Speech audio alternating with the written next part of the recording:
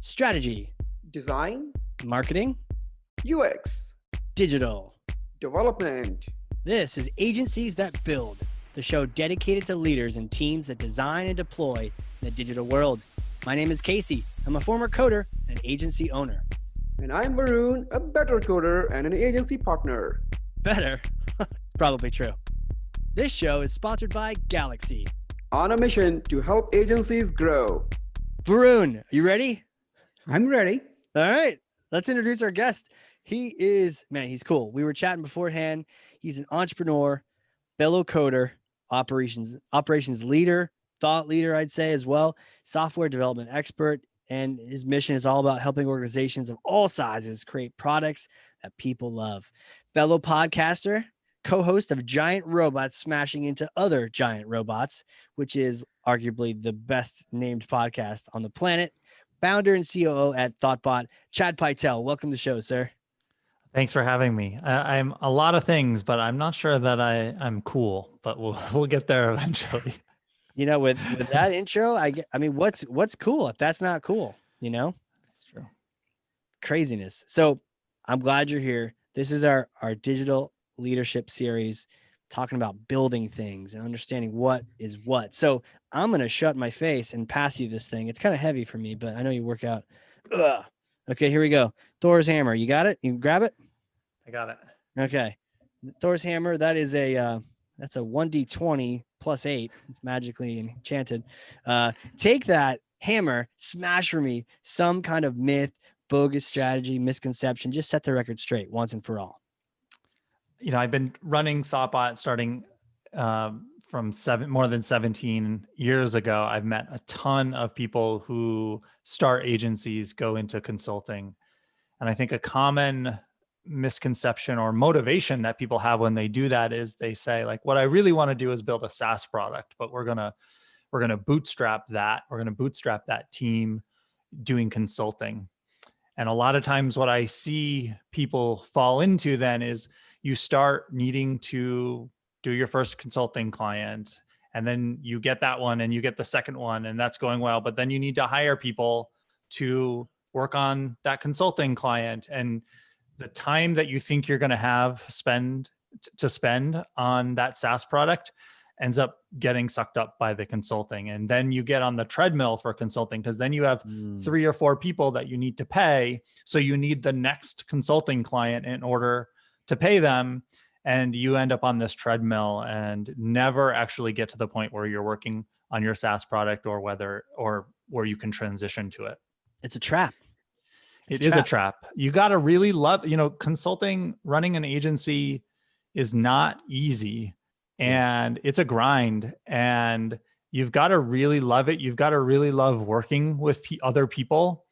If you don't, and what your main motivation is actually to work on something else, you're probably going to end up unhappy. And so, that's another thing is that a lot of people end up getting to a point where there are 5 or 6 people. Really what they were trying to do was build a SaaS product, and then they end up really struggling and unhappy at that point because they realize that they're not quite getting it. And maybe not 6 people, maybe 12 people. It's like for a lot of people, it happens along that way. It's interesting myth that you're talking about, because I thought it's the other way around. I thought that people or companies, they start the consulting firm, they start the agency, and then they realize that we have resources available. We have people sitting on bench when they don't have work. Let's start making some stuff for our own, right? So that's when they start thinking about ideas. So, you are looking at from, I mean, you probably have talked to many agencies, and you have seen others where you have seen them doing this, but I was thinking all differently all along. Well, I think you're right. I think there are some people who are approaching it from a consulting agency's perspective and then realize they have an idea or some bandwidth, and then they start doing that on the side. But I'm talking about when that's someone's primary motivation for doing consulting in the first place. So I'm gonna do a little bit of consulting to earn some money to bootstrap what I really want to do, and I think that's where you can get into mistake if you're not Is it not easier? super careful. Is it easier from one Right. direction? Like, it's interesting. You guys are both coming at it from different directions where maybe it's easier if you're consulting and you got a bench, but maybe it's still a slippery slope because you're in it's like a different business. It's like two different businesses. Is there a best way to get into that, Chad? Or should you just avoid it altogether? And no, I don't think you should avoid it altogether. I think you should just be super clear about what your priorities are.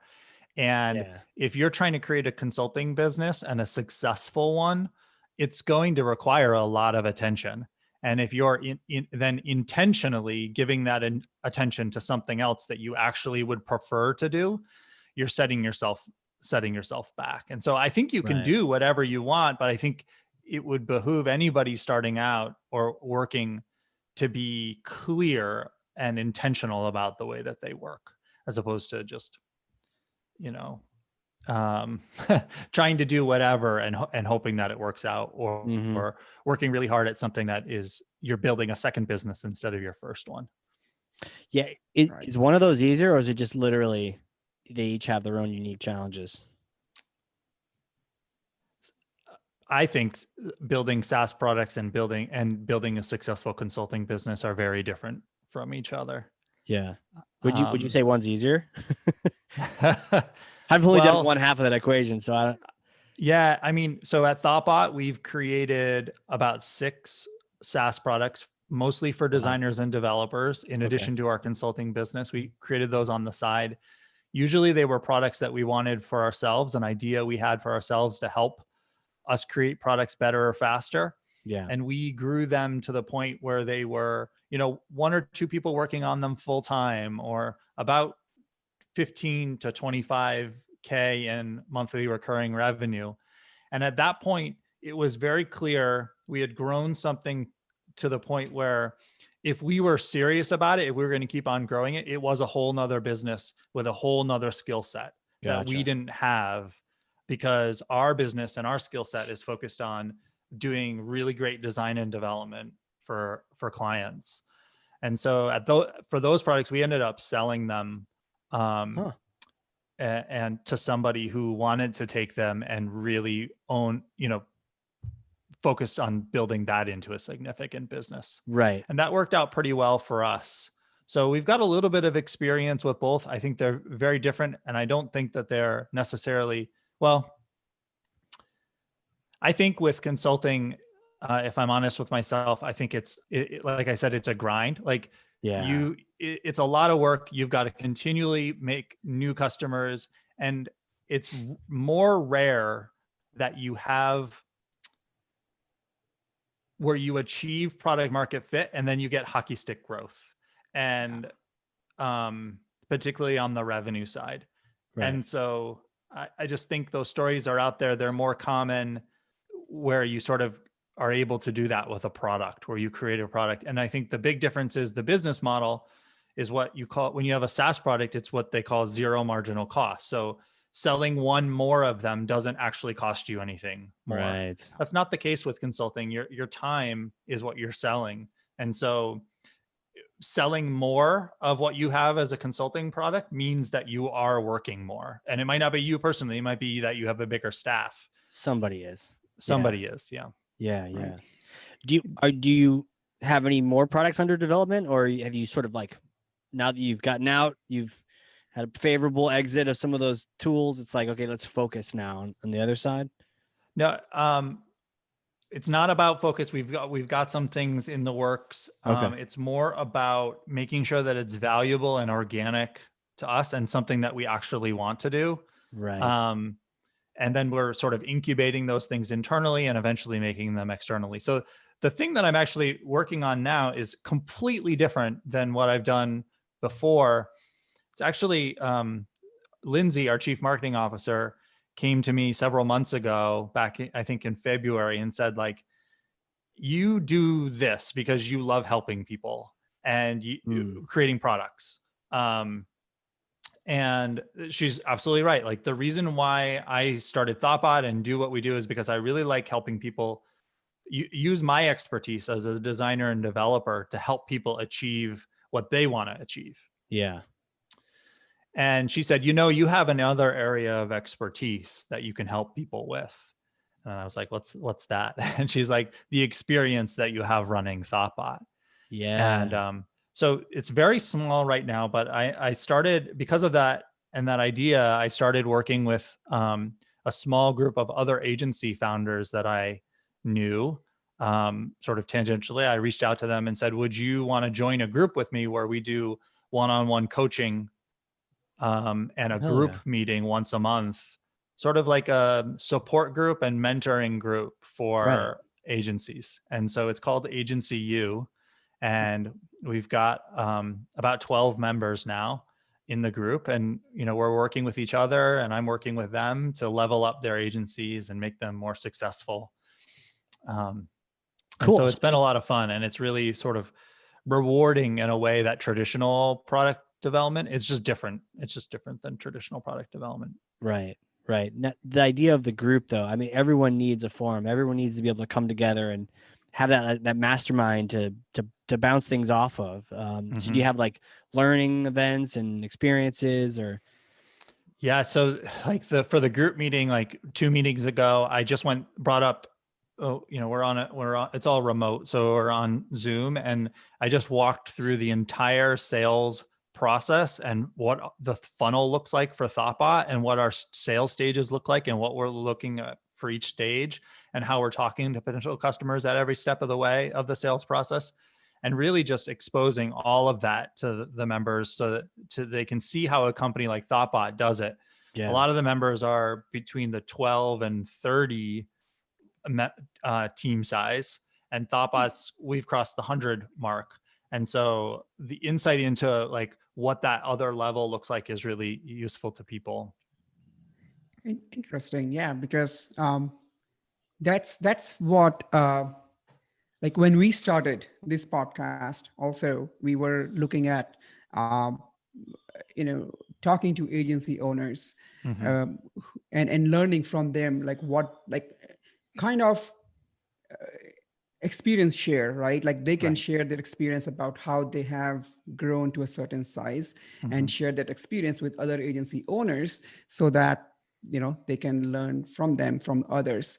So the community concept of like the one that you have started, that sounds pretty interesting. Yeah, and it's fun to couple that, and meaningful, I think, to couple. We've got the learning or the group sessions where everyone's doing experience shares, but then once a month, I'm getting on a one-on-one call with each of the people, and we're talking through some challenges. We're setting goals. I'm not mean, but I'm holding them accountable to like, what did you accomplish in the last month based on what we talked about and where you wanted to be. And I think, it's been about 6 months now that we've been working with them. And the amazing thing too is, things are really good right now in general for us after having had a really rough start rough spring. Yeah. And so now we're actually subcontracting to some of the members in the group that I've been working with, because we had some need for a few extra people. Oh, smart. So it's paying for itself for them now. Yeah. For them and for you, for sure. Yeah. Well, at this point, I'd love to just roll up our sleeves. And the first time I had this, I had short sleeves on, so it didn't work out so well. I was like, roll up my little sleeves, and I had like the girls' soccer arms, because I had them just rolled up. But yeah, let's kind of roll up our sleeves, and I'd love to get kind of tactical and practical, and get some best practices. And maybe this is the same kind of thing. By the way, do you have a sign up link for the community? Yeah, it's thoughtbot.com/agency-u. Agency-u, and is it spelled out YOU or? That's a really great question. It's just the letter U. Oh, cool. Like university. Okay, oh, like university. Yeah. Gotcha. Cool. We'll definitely link to that in the show notes so people can click through. So, maybe on the same kind of, idea as that, sponsored by Agency-u. Let's roll up our sleeves. But we like to think of just sort of 3 generic phases, or 3 particular phases of like before you get to building, during the build, and then after you've launched or gone live, the deploy, or what comes after you've sent it, you shipped it. Any tips come to mind in terms of the design phase? How do you plan for success in that particular area? And before you answer that, I want you to look at so you are at 100+ people. Not many agencies are at that stage. So think about the time when you were like maybe 50, And at that time, how would you because we are like, our listeners would most likely be around that, size wise. So we think that it would be most valuable for them to look from their perspective, like, how do you think is the best process? Because I also know I followed your podcast, and your process is not set. You talked about multiple times that continuing learning is one of the core values of your company, and you keep changing, you keep adapting things as you go, right? So don't tell us what you do now.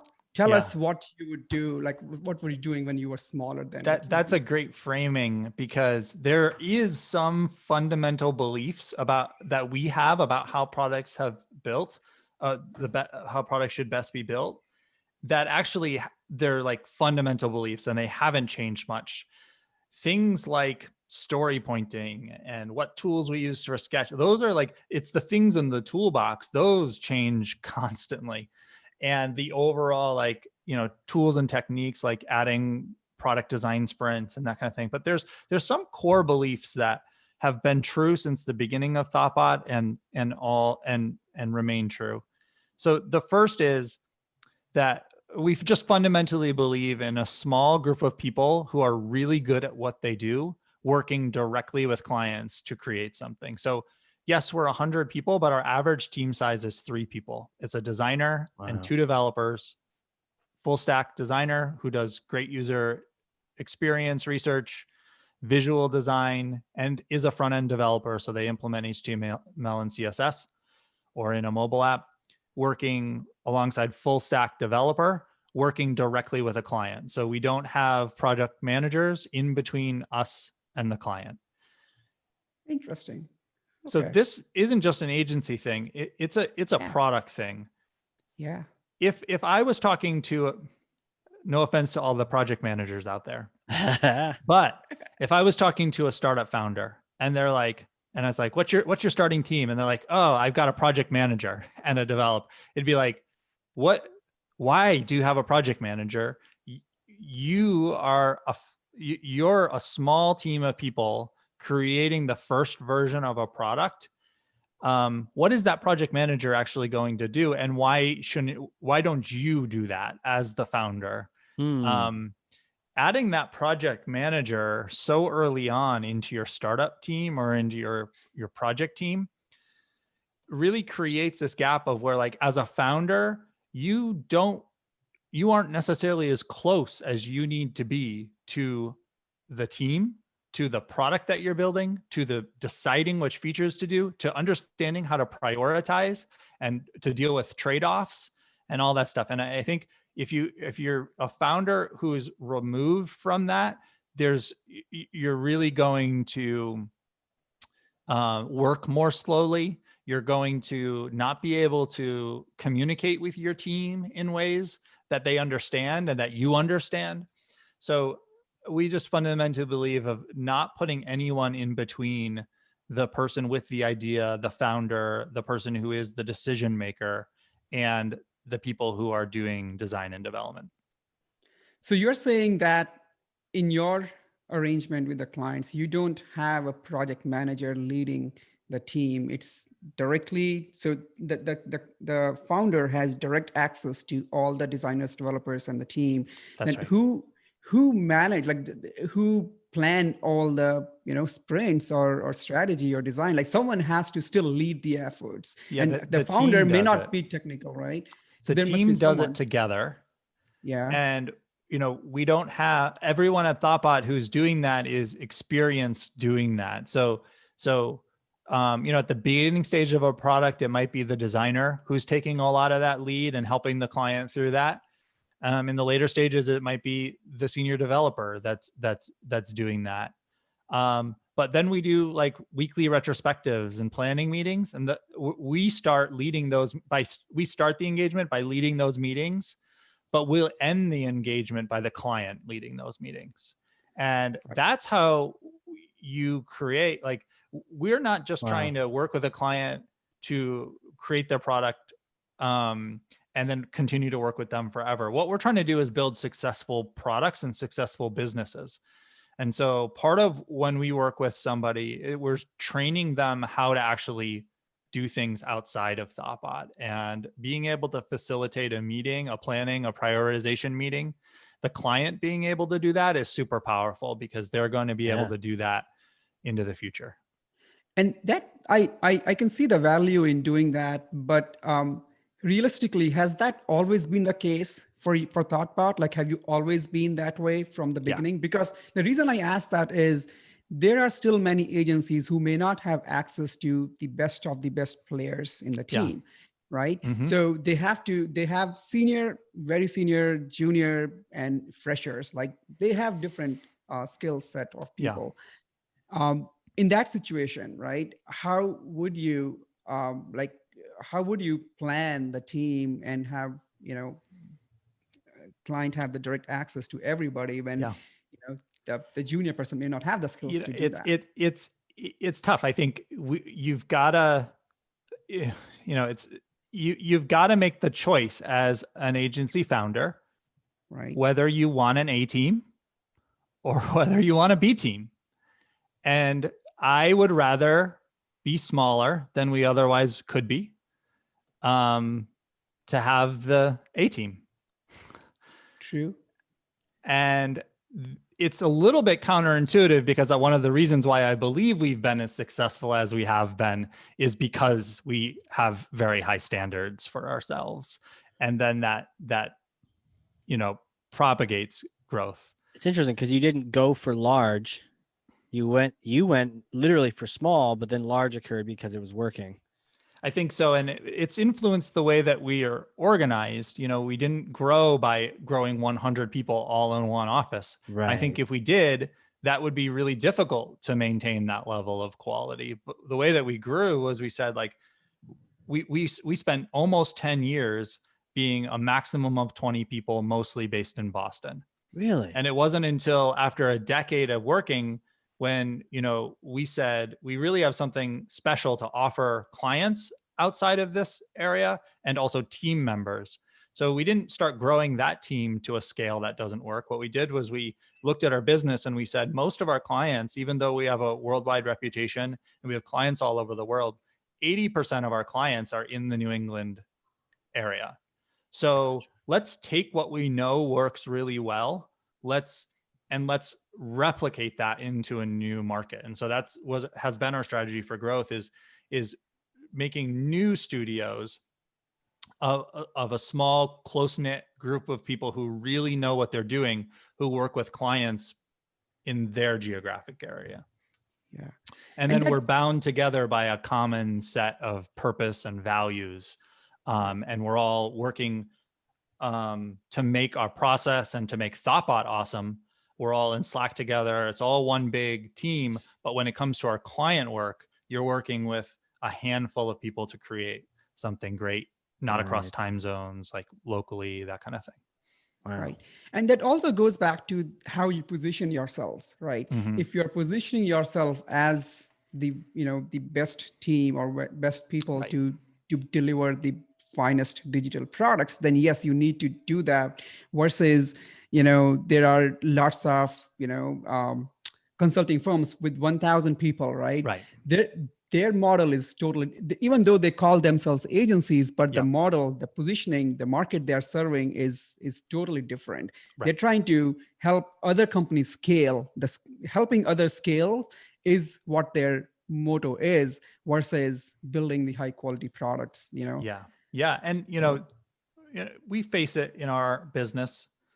A lot of what we do can be commoditized. Development is not necessarily special. So if you're looking for a low cost person to write code, you should never work with us. Like that's not what we do. Right. We like writing code. We're so good at it that it's like secondary. What we're actually doing is building a successful business together. So the developers at thoughtbot are capable of you're not telling them what to do. They're figuring out what to do. And so you work with us when you don't know what to do. If you know what to do and you have a backlog, you have a written spec, you just need someone to go off and do that. you can find someone for $15 an hour to do that. Like that's not us. Yeah. Right. Wow. And there's I don't mean to say that to be negative. Like there's a big business, there's big businesses there, and there is a need that it's not who we are. And I think that's important to understand who you are. And also, we're in the enviable, not enviable. It's a difficult position to be in, to constantly needing to move out of the area of commoditization. So we have to, because of the way that we position ourselves, always be looking to the future and understanding like we need to basically continually be moving on to the area of value for our customers and for technology and for the market. So it's being early with mobile development, being like we have to be there, because if we're late, then like why would anyone work with us? Like if we're playing in the areas where there's lots of other competition, there's lots of people, if you just need something to be done, there's someone low cost to do it, we're failing. Yeah. So you speak very highly of your team. They are, independent, they learn themselves. Are there any strategies, any tactics, or any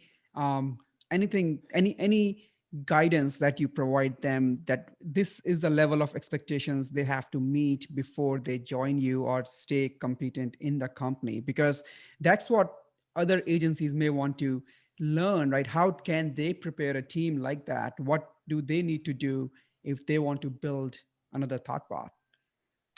Yeah, I mean, we have a lot of expectations internally. We have a sort of a handbook that we write in GitHub. It's marked down in GitHub. The whole team has ownership over it and the whole team works on it. And one of the pages in that is, here are the expectations for developer at thoughtbot. And it's pretty specific in terms of not about technology or what, but it's about what your expected level of communication ability is, and your general philosophy of always learning and that sort of thing. So it's not so much about that. So the key though is that when we've set a high bar, super high bar, we meet a lot of people who we otherwise think would be great fits for thoughtbot, but they're just not quite at that bar yet that we set. And we've got to create some pathway for that. Otherwise, we will never be able to hire a team, especially because our bar we're continually improving it and it's continually going up. And so we've got to figure out some pathway. And for us, that was creating an apprenticeship program. So we have a more junior position at thoughtbot that we call apprenticeship. You interview and get accepted for that. And it is a full position with benefits. It's not a temporary thing. Most people leave their job where they're already working as a web developer or developer or designer. They're leaving their job to join us. And what that is, it's a usually 3-month program where you work on client work paired with a mentor who's a thoughtbot developer or designer, a full thoughtbot developer or designer. And you're working on the same project as them, but your time is not billed. And the purpose of that program is to get you to the point where you are a billable thoughtbot developer or designer, and you're promoted at the end of that from apprentice to developer or designer. Wow. That's a great strategy. That's a great way to get people ready for the prime time. Yeah. And, we, if it wasn't for that program, we not only wouldn't be able to hire at the numbers that we need, but another thing is that it's not like we have an intense environment, but just there's so many dynamics around people who are underrepresented in tech. And so that apprentice program has been essential to at all achieving the kind of diversity that we want to achieve and to having an impact on a positive impact on the diversity of our team. Right. We have something similar in our firm as well. We call it Galaxy Finishing School. Mm-hmm. So we basically bring on the fresh college grads and give them training for 6 months, where we have literally classes. We are teaching them, taking their coding skills to a next level, and then we hire them in the company. So it sounds similar. And then you give them opportunities to work on the client projects, right? Yeah. So because that is what they are looking for when they are fresh. They need something, that they are building for, in the world, for that they can see it with, I fundamentally believe, whether you're a product company or an agency, that if you're serious, you've got to incorporate training into your hiring process, because if you don't, you will not be able to hire people at the levels that you actually need to hire. And even if you then are able to, if you're not incorporating training, you're not setting those people up for success that you do hire. So training is a powerful tool because it enables you to hire more people than you otherwise would be able to, and it makes the people you do hire more successful. So I see so many companies working with like recruiters, for example, saying that, oh, we can only hire senior developer talent. And so they work with recruiters, they spend months and months with unfilled positions. They finally fill a position with someone, and then they pay that recruiter for basically doing nothing, 25% of that person's first year salary. Jeez.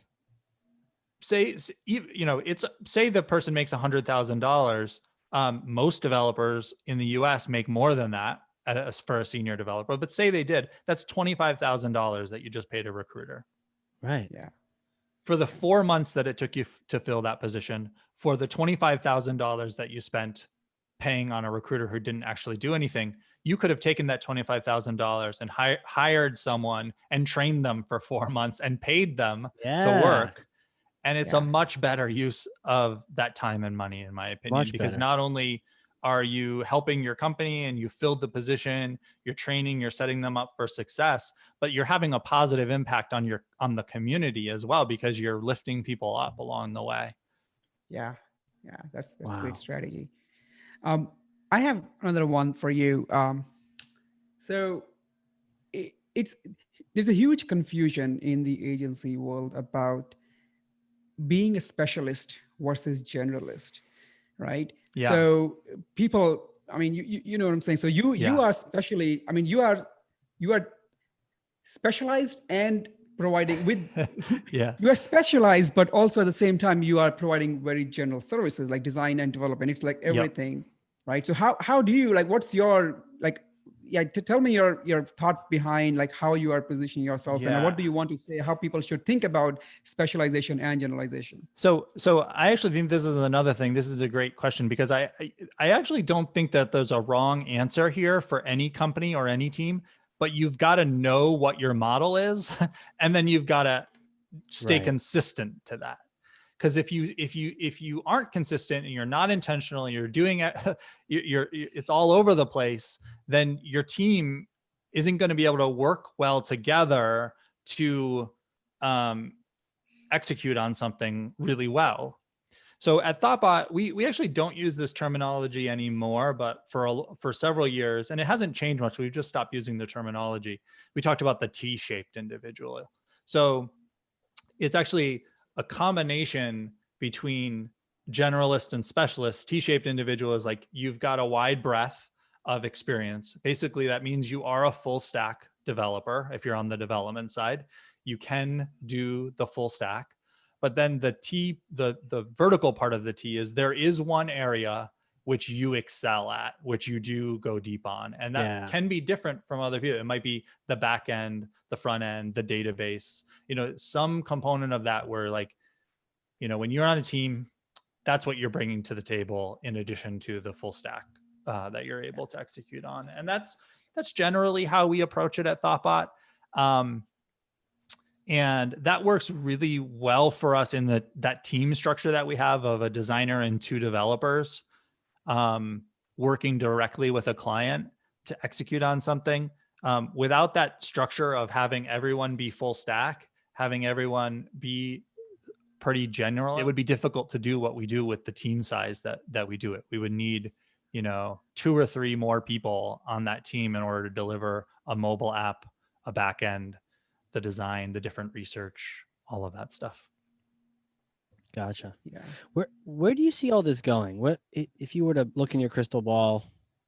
Because clearly you have one, because you've been able to do so many amazing things. Yeah. Where do you, anything coming up in the future that you're excited about? Any kind of changes and trends that you'd really like can see capitalizing on? In terms of product, or in terms of agencies and running consulting companies and that sort of thing, or thoughtbot specifically? Yes. But I don't know if if anything comes to mind. Yeah. Just in terms Well, of the thing that's future. top of mind is, I just gave the whole pitch about how we grew and how Right. we went from 20 people growing geographically, starting other studios. We based on an office working with local customers in that area. Yeah. And for the past 7 months, that has been completely thrown out the window. When the pandemic hit and all of our offices shut down, and they're still closed, so everyone started working from home, we instantly went on thoughtbot.com and scrubbed any mention of in-person working. We just talked about collaboration, real close collaboration with our customers. Gotcha. And we stopped talking about working locally with people. We said, we're a great global team that can work with you wherever you are.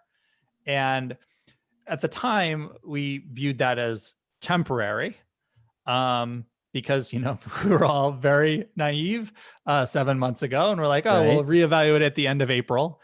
And we're obviously, the current way of working has continued, and it's going to continue for a while yet. And so we've reached the point where we can no longer approach this in a temporary way. It's hurting our team more than anything else to be sort of in a limbo state, and not have the clarity about what it means. So, in June, we told everyone, our offices will probably open at some point again in the future, but if you need to be remote, if you need to move to be closer to family or away from a studio place where we have, don't worry about it. Yeah. And now we're on the threshold of, our actual strategy for growth was strong local studios bound together by a common purpose and values, working locally.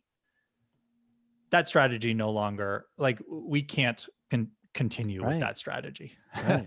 And so for us, we're not even really sure what that means yet. We just held a company-wide strategy session last Friday, where we used design thinking, and we ran through, we surveyed the team.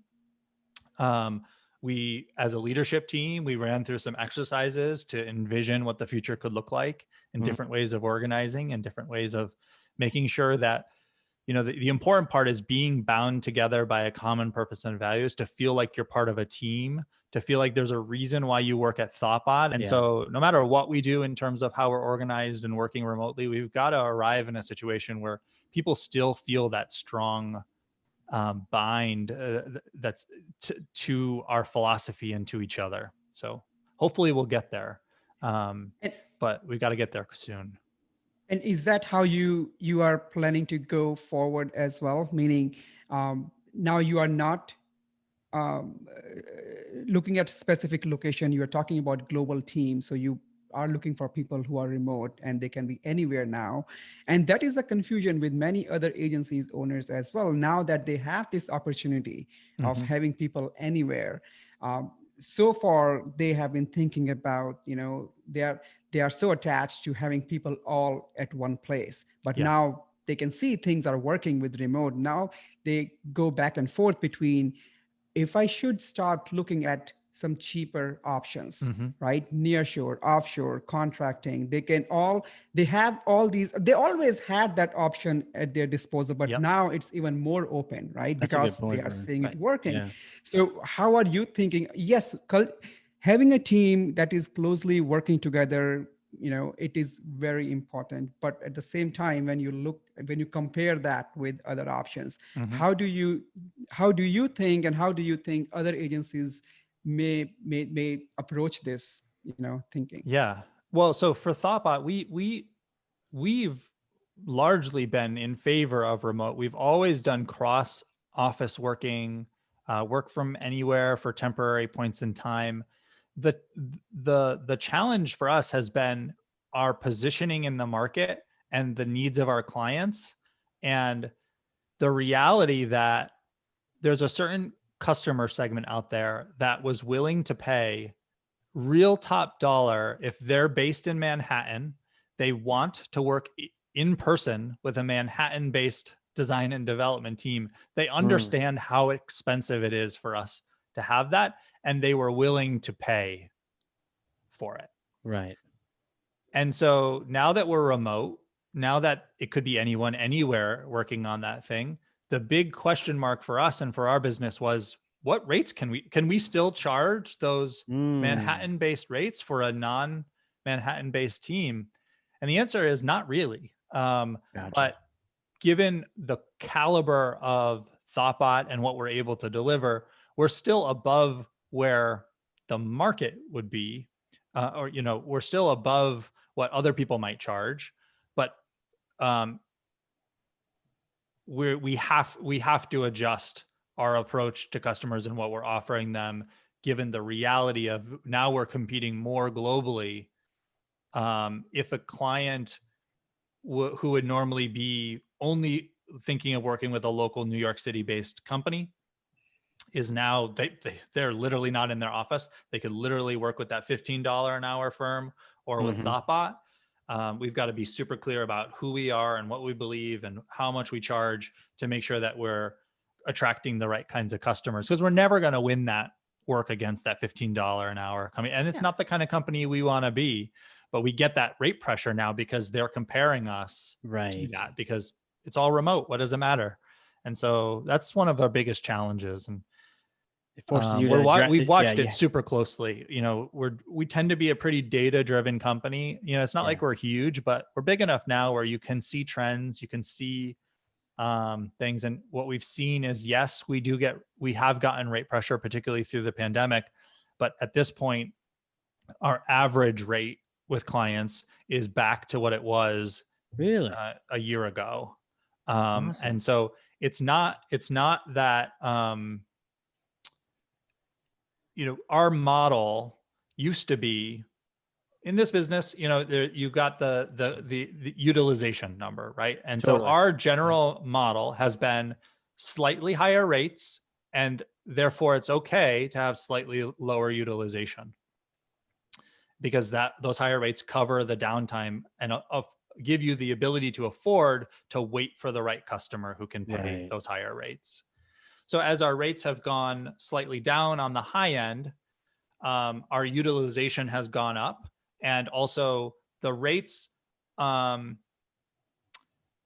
when a Raleigh-Durham based client, which is a lower rate market, was working with a Raleigh-Durham based team, they may have negotiated, or we have made our book rate for that work may have actually been lower than it is now. So we're actually seeing it on both sides, which is by leveling the team and being completely remote, the lower rate thoughtbot regions have actually increased their rates because now it doesn't matter so much where they are. So it's been a leveling out so that the average is pretty much where it was a year ago. Yeah. The other challenge that I think I've also heard recently was now that these big IT firms in India, like Cognizant or TCS or Wipro, I don't know if you've heard of these names. These are buying the agencies here, right? Yeah. So agencies who were charging $200 an hour before, now being bought by these companies, offshore shops, right? They are bringing the rates even more down. Yeah. Right? Not going up, and they're not keeping it same because they are able to, they have so much profit, they have so much money, right? They are doing, excellent business. Now with the agency, they are getting into the agency market, bringing the agency costs down. Do you see that impacting your business at all? Or, how should other agencies? No, I love when those big companies buy agencies that would be our competitors, because they basically destroy them and we never hear from them again. They turn something that was small and special into something that is no longer like, and they're able to, from their bottom line perspective or from their business perspective, it can be successful because their existing channels and their existing customers are what drive the business to those agencies. And what we see is them leaving the local market. Like they're no longer our competition because they're getting most of their work from that parent company or from the channels of those parent companies.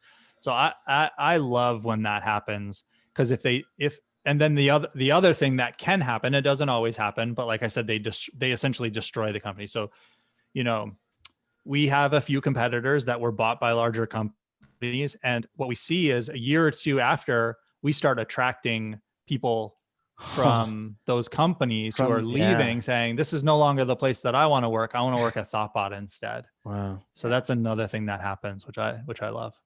That's when the specialists become generalists, Yeah. Man. Well, really, it's fascinating. You have the data, you have this experience. Who are you? Can you take us back in time? Little Chad days. Where'd you grow up? What was it like? Did you always know you're gonna be an entrepreneur, run a huge company, and take over the world? It's not quite huge. It could everywhere? be huger, but no, I didn't always know. I didn't always know, but I have been doing what I've been doing for a long, long time, because I grew up in a small town in Western Massachusetts. So my graduating class was 62 people, small town. And it was, I graduated high school in 1998. So it was really like, and I started doing web development in 94, 95, 96. So really, I was young, I was 14 or whatever, but right on the cusp of the actual creation of the web. And when web started getting like, you could do design on it and make something, and most companies were creating their first website. So being in a small town and being one of the only like computer people around, I got an opportunity to really help. I built the whole website for my school district, and then other businesses. So I've basically been starting as a freelancer and independent since I was 14. I had other jobs, a cashier, that kind of thing, but have always been, since I was about 14, doing freelance design and development. And wow. The funny thing is that I went to college in 1998, and by that point, the graphic design capability of the web, it was very clear, like, I care a lot about how things work and the design of how things come together. But I was not a graphic designer. So I decided to go to school for computer science and focus more on the programming side of things, and went in 1998. So it was like the height of the .com bubble. Right. I really just, me and my, people going into school at the same time. I think you're probably both around similar ages. We just, it felt like the world was in front of us. Like pets.com was huge, and we could get a job anywhere. And then, the .com bubble burst, and then we had the September 11th attacks in 2001. And me and a lot of the people graduated that fall, or that summer. And it just was not a good job market. It was, the economy had really taken a turn.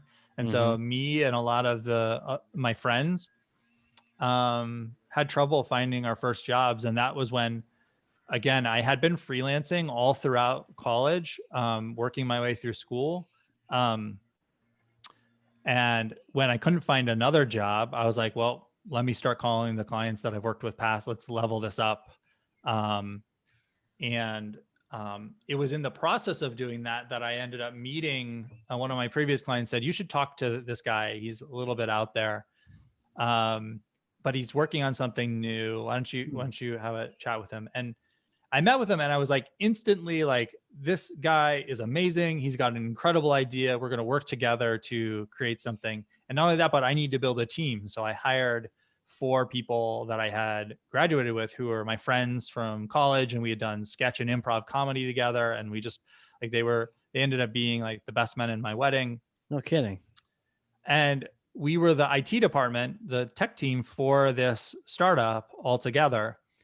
But very quickly, things were not what they seemed to be. And things started to unravel. We found out that the founder did not have the funding that he thought that he did. We stopped getting paid. Things really started to unravel. And what we ultimately learned was he actually had a personality disorder. Oh. And so he wasn't doing it intentionally. He really thought that when he met with that investor and the investor said, it sounds good, that like in his mind, that was a done deal. But so things unraveled, and in the pieces of that unraveling thing, we realized like, we really like working with each other. We're friends. We're good at what we do. And like, once again, I sort of fell back on my freelancing, and I said, look, if I could make some calls and get some clients, would you want to keep on working together? And so that's how thoughtbot got started a little over 17 years ago. Was now I had a team of people that I really enjoyed working with, and we were able to get some first clients. Wow. That's a great story. Yeah. I think it's a good story, but it's not like we said like, we believe in consulting, or we have a process, or we have something that is special and we're setting out to change the world and we're doing this in a super intentional way. And I think, it'd be a more like, sometimes I think like, I sort of wish that I had started that way, because sort of, we were obviously successful, but we spent the first 2 years not successful. And eventually all of the other founders except one decided to leave after 2 years. And it was primarily because we fell into doing that rather than being super intentional about it. And so that's one of the things that I wish I had done differently was, and that permeated everything that we did. It was the kinds of work we wanted to do. We were just scrounging to get whatever we could get. We didn't, because we were friends, because we were already working together and we sort of rolled into thoughtbot, we never really had like those meaningful conversations about what each of us was going to do and how we were each going to contribute to the business and be intentional about the roles that we were in. Right. And that ended up hurting us as well. So it wasn't until 2 years in that when the other founders decided to leave and we were we weren't successful. We were barely scraping by. Our friends had just showed us that we could just leave and go get other jobs because that's what they had done. It was that I thanked them for it, because them doing that created a decision point where I needed to decide, am I going to stick with this or am I going to do something else? And the act of consciously deciding to stick with it completely changed our mindset, because we said, this is not worth doing if we're not successful and fulfilled in our work. And we literally took out a piece of paper and wrote down a list of, here are the things we want to do, and here are the things we don't want to do. Here are the things we believe. And that is when thoughtbot became thoughtbot. And lo and behold, like once we were actually intentional about it, once it was clear who we were and what we believed, we started to be so much more successful right away. And at the time, I didn't understand why. I think I now understand why. It's because there are so many other design and development companies out there. If you're everything to everybody, why would any client ever find you and choose to work with you? Some will, but if you are very clear about, here's who we are, here's what we do, here's what we believe about products, then the people who believe those same things and want to do those same things will actually be able to find you and will choose to work with you. So for example, one of the first things was, we believe in test-driven development. It's just something that we believe builds better products. And it was one of the things we put on the list. And we said, we're not going to do projects that don't allow us to do test-driven development. This is a practice that we have now. We were super early on with test-driven development. At the time, it was almost counterintuitive, because there were actually like blog posts out there from people saying like, you should not do test-driven development. It's terrible. We did it at my startup and we failed, all this kind of stuff. And But there's a group of people, and it might even be a smaller group of people, who do believe that it's good and that you should do it. So we were the only company in Boston. Maybe there was a handful of companies who actually did test-driven development. Well, if a startup company or an existing company believes in test-driven development, who are they going to work with? They're not going to work with a company. They're not going to find and work with a company that says like, I don't care about test-driven, maybe we'll do it or we don't do it. They're going to look and they're going to find the one or two companies that do it.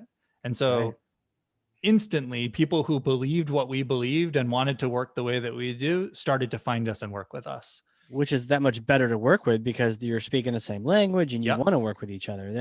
It's that. I think we're all afraid to attract the thing we want, but there's so many benefits to it. Yeah. It has definitely its upside, but it doesn't come without the cost, right? I mean, you have to start saying no to a lot of things when you are very, goal driven, like you want to do a certain way, otherwise we won't do it. Right. That's what differentiates you. Right. And there is a risk involved, and taking that risk is not easy. It's not easy. There is a risk. You've got, and there's obviously some success bias, right? Like the people who do that and then it works out, stick around to tell you that you should do that. Exactly. I totally get it. It is so easy though to try to be everything to everybody and end up in a situation where you're nothing. And you suck at a lot. You suck at a lot of things. Yeah. So, and this is actually one of the things as we've grown that has been one of the biggest challenges is, you're at a certain size now where we've really got to make sure that we can have enough work to pay 100 people every week. And as an individual founder, deciding to either stick with the company, like I can say no to this client, and if it doesn't work out, I just go get another job. That's very different to being in a situation where it's either me saying that decision for 100 people and potentially going out of business, or maybe even more importantly, like the individual designer or developer at thoughtbot, who's now part of a 100-person team, putting them in a position where they feel empowered to be able to say, no, we shouldn't do this, or this is what I believe, or we believe, and I'm going to be honest with this client in this scenario. That's really difficult. And then what happens is, it sort of erodes like through 1,000 little things that everyone's saying yes to or not being honest about. You end up in a place where you're sort of just mediocre. Yeah. And that's actually the biggest challenge that we have at thoughtbot. Like every day showing up and trying not to be mediocre. And we don't always get it right. Sometimes we go down a road for a few months and we realize we're off on the wrong track here. We've got to pull it back. We've got to be more intentional about this or that or whatever. Yeah, man. Well, hypothetical question for you. You go back in time, you get to see yourself right after that CS degree. Young graduate Chad, you just graduated school. If you can go back and talk to yourself, give yourself advice, knowing all the things you've been through, all the battles you've fought, what kind of things would you tell yourself? What kind of advice would you give yourself? Yeah, well, I mentioned one already, which is like, I really wish we had more honest conversations, the founding team, about what each of us was going to spend our time doing, what contributions we were bringing to the table. If it's not obvious, like I was doing all of the business development, I was CEO, I was doing all that stuff. And it put us in a position where I was expecting like this equal co-founding team. And the reality was not that they weren't doing, so we were just doing different things and each was bringing different. So we should have never started the company as like 5 equal co-founders. So that's one. So I encourage people starting out to have honest conversations or I would encourage me to have honest conversations with my founders. That's secondary though. The biggest one now, and it sounds, people might think I'm being just like politically correct, but I fundamentally believe this, that the biggest mistake I made, the biggest difference, if I could go back in time and tell myself is to not just start a company with the friends that I had, the five of us CS majors at WPI. Like, we were 5 white guys who were friends, and we then built an entire team of a bunch of people like that. Having that non-diverse team to start, we didn't even realize, because we were not even able to see it, but like, it's so fundamentally changed or influenced the company and the team we were able to build in those early years. And not having a diverse team, then as that became more visible to us, but also more important as we tried to scale, we realized we were propagating that problem. Right. And we're still working to pay down that debt or that problem. We're nowhere near where we want to be. And the reason why it matters is not just diversity for the sake of diversity. Like, having one of our core values is fulfillment. Having a team, a place to work where you can be your full self at work, where you can work with a diverse team of people who are all bringing their variety of experiences to the table, actually helps us create better products for our clients, right, and be more fulfilled as a team. And we're not as good as we could have been had we started the company either with a different team, or realized what we were setting ourselves up for and been much more intentional about the team we built, the next people that we hired as we started to grow. Yeah, and it's hard not to clone yourself, Sometimes it's easiest just to have a conversation with someone who sounds like you, acts like you, could be looks like you, and then you're like, oh, this is a known entity.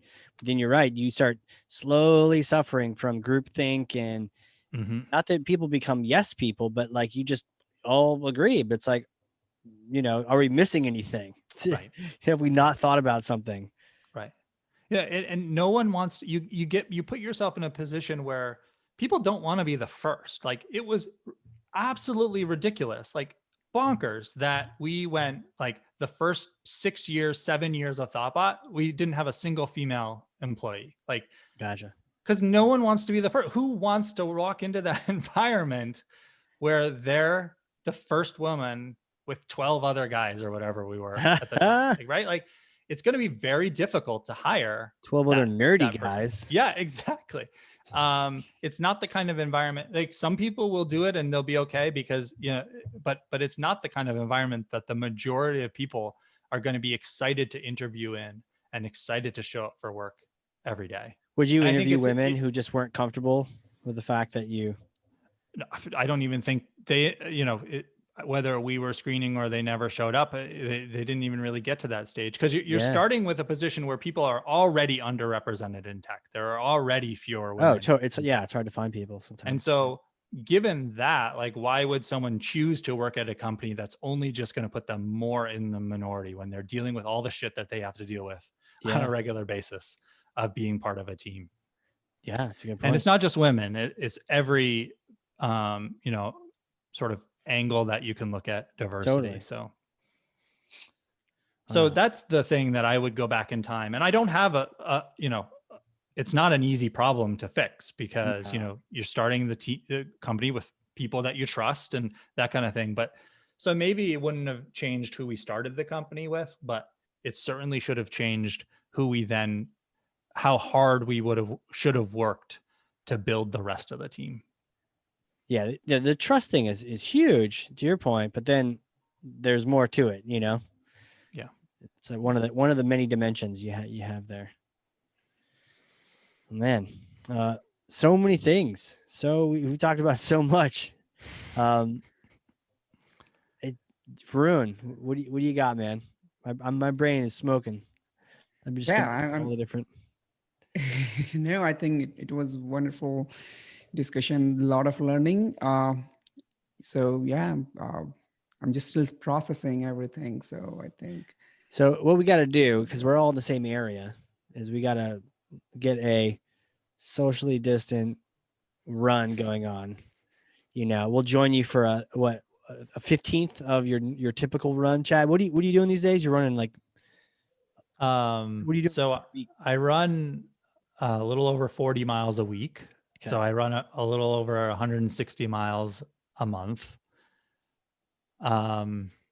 So yesterday I just ran 14 miles, which I do every Wednesday. So I run, today's my rest day, but I run at least 5K every other day and 8.5 miles on the weekends. So, I got into running a while ago, and for me, it's like meditative. Like I deal with a lot of stressful stuff. And to be able to go out and put on a podcast and not think about anything for an hour or 2 hours, totally, is really keeps me able to do this. It kind of resets the clock. It just clears the mind.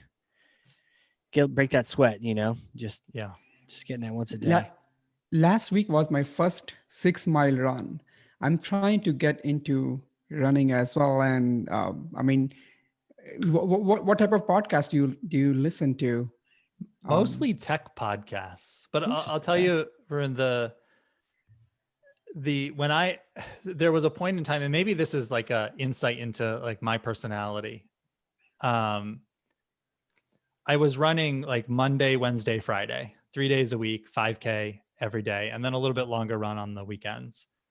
And, when I was running that schedule, also it's like, oh, it's raining today. Well, I'm not going to run. I'm not supposed to run tomorrow. So I'll sleep in today, run tomorrow instead. And at some point, I hit like 70 miles a month. And I realized like, how much could I run? Like physically, given the time that I have to run, how much could I run? And I realized like, well, I can run I could break 100 miles a month if I ran at what I'm running, but every day, no break. And that was what did it. But the thing that really, it was having that goal and realizing like, oh, I can hit this artificial milestone. I can do it if I do it every day. But it was actually the doing it every day that completely changed my outlook on running, because I just like put the shoes by the door, took the running clothes out, and the switch from like, well, today or tomorrow, I can do it tomorrow if I don't do it today. The idea that no, I run every single day. The thing I do is my alarm goes off and I get out of bed and put my running clothes on and run and my shoes on and go. Completely changed. It changed my physicality. It changed the level, like how the distances I was able to run, like, and it changed my mindset. And that was the point at which that people have this thing of like, are you a runner? And that was when I said like, yeah, I'm a runner. Like when I changed to every day. Yeah. Sick. Yeah, that's great. Yeah. And there's people I'm by no stretch of the imagination, I think I'm like the world's best runner. Like my neighbor's brother, like he runs like ultra marathons, right? Like, so he runs 50-mile races. He runs like his long run is 20 miles. Like, there's always someone who runs more, who runs better. Boston is a town of runners. Like every other household has, I see people running every time. Like my parents come from India. So we used to live in Cambridge before we moved to Reading. And Cambridge is like heart of, people, you can see people walking and, there are a lot of people. It's not like suburbs. So when they come from India and they see people like in the winter, December, January, like there's just snow and we are going in the car and they will see people running and parents would go crazy. Like, who are like, what are they doing in the freezing temperature? They are running. So I can totally, get that. Yeah, I love it.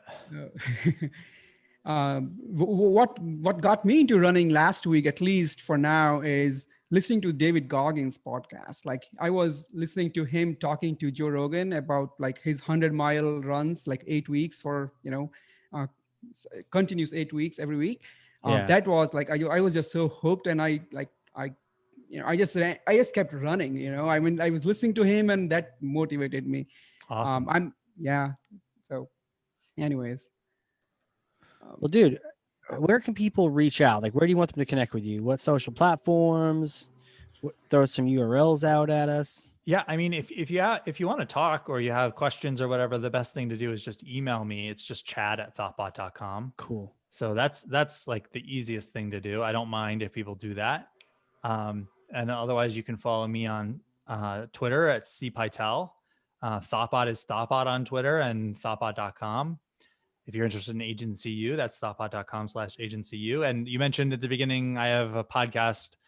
It's called Giant Robots Smashing Other Giant Robots. So it's giantrobots.fm. And we interview, actually for the last about year, we switched from a one-off interview show where we were interviewing founders, designers, developers about the business of software and creating products, a different person every week, to following along with 3 different companies for a whole year. So every week we're talking to someone that we're coming back to once a month and talking to them. We started talking about sales and marketing, and now we're on to like values and how intentional they were about setting values for their company when they were first starting out.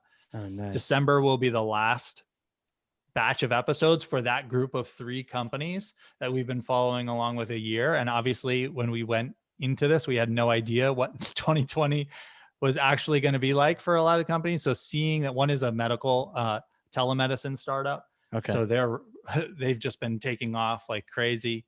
It's been really awesome to follow along with them. And if I had to guess, what I think we're going to do is for next year, get another batch of companies that we follow along with for a year. And I'm really excited to doing that. So I guess that would be another thing. If you think you're a company that might be interesting to follow along with, we try to get companies at 3 different companies at 3 different stages. Get in touch with me. I love that. I'm definitely going to check that out. That's one of those things. Values just is so key. Everyone gives it kind of like it's the cliche thing, but it ends up being so important. When you lose sight of it, things get wonky. Yeah. Just so powerful. I love the name and the concept of it. So sign me up. I'm in. Awesome. For sure. Now I got to figure out how do I get in on your Zoom D&D games? That's really my next question. Well, so the people that I play with, I have been playing with for over 20 years at this point. Yeah, that's amazing, by the way. That is just, did you get those friends from school? Was that just yeah, that's amazing. Yeah. And, it was funny because we started playing in person, in school a long, long time ago. We all grew up and we moved to different places, and, we started playing online long time ago because we all moved and had kids and had different, we could no longer get in person. And so it's funny because now we're actually playing more often now because everyone's at home and has even less obligations in the evenings and that kind of thing. So that's been a really fun social thing to be able to do with this group of friends. So I guess the answer is you have to have known me 20 years ago. Hey, fair enough. I'm just going to have to start a, competing world. And, yes. We'll just have to battle you guys at some point. Dude, this has been fantastic. Chad, thanks so much for coming on here and just hanging out with Varun and I for a little bit. Yeah. Thanks for having me. It's a pleasure to talk with you both. Yeah. Absolutely, man. Thank you, Chad. For those listening, this has been Agencies That Build. We will catch you all next time.